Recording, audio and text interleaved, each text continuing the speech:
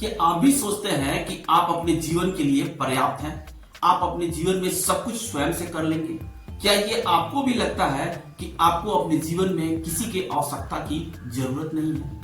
आप अपने आप में सक्षम है सारे कार्य करने के लिए? और अगर ऐसा है तो महज 1 मिनट की ये कहानी सुन लीजिए और इसके गूढ़ रहस्यों को जान लीजिए। फिर आप बताइएगा कि क्या आप स्वयं में सर्वशक्तिमान हैं? क्या आप स्वयं में सर्वसक्षम हैं? एक गाय जो है वो जंगल में चरने गई थी।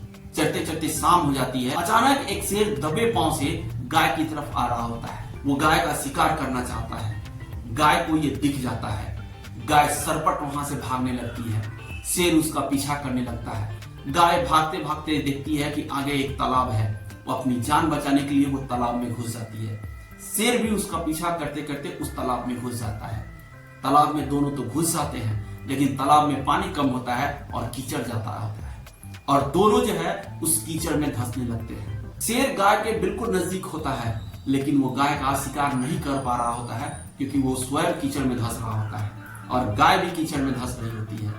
थोड़ी देर बाद गाय शेर से पूछती है, क्या तुम्हारा कोई मालिक या कोई गुरु है? तो शेर बोलता है कि मेरा कौन मालिक होगा, मैं तो स्वयं सर्वशक्तिमान हूँ और इस जंगल का राजा हूँ। तब गाय मुस्कुरा कर बोलती है कि तुम्हारी उस शक्ति का, तुम्हारे उस सत्ता का यहाँ पर क्या उपयोग है? गाय की बात सुनकर शेर बोलता है, तुम भी तो फंसी हुई हो, तुम्हारी भी तो जान खतरे में है, तुम भी तो मारी जाओगी। तो गाय बोलती है कि ऐसा बिल्कुल भी नहीं है। मेरा मालिक जब घर पहुंचा होगा और देखा होगा कि मैं घर पे नहीं हूँ तो वो मुझे ढूंढता हुआ यहाँ आ ही रहा होगा, लेकिन तुम्हें कौन बचाएगा? अभी ये वार्ता हो ही रही थी कि अचानक गाय देखती है कि उसका मालिक ढूंढता हुआ वहां पे पहुंच गया और वो किसी प्रकार गाय को कीचड़ से निकालकर घर लेके चला गया। और मदद की इच्छा होते हुए भी गाय या उसका मालिक शेर को नहीं निकाल सके क्योंकि उन दोनों को शेर से अपनी जान का खतरा था।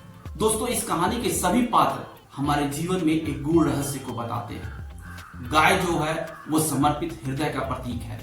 शेर जो है वो अहंकार का प्रतीक है। मालिक ईश्वर का प्रतीक है। कीचड़ इस दुनिया का प्रतीक है और यह संघर्ष हमारे और आपके अस्तित्व की लड़ाई है।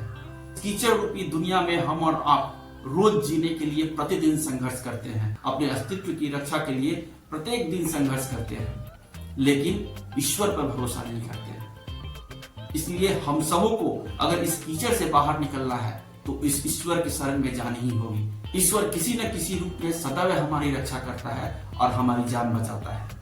तो दोस्तों, है ना ये कहानी जानदार? अगर ये कहानी आपको अच्छी लगी हो तो लाइक और शेयर जरूर कीजिएगा और एक प्यारा सा कमेंट जरूर बोलिएगा।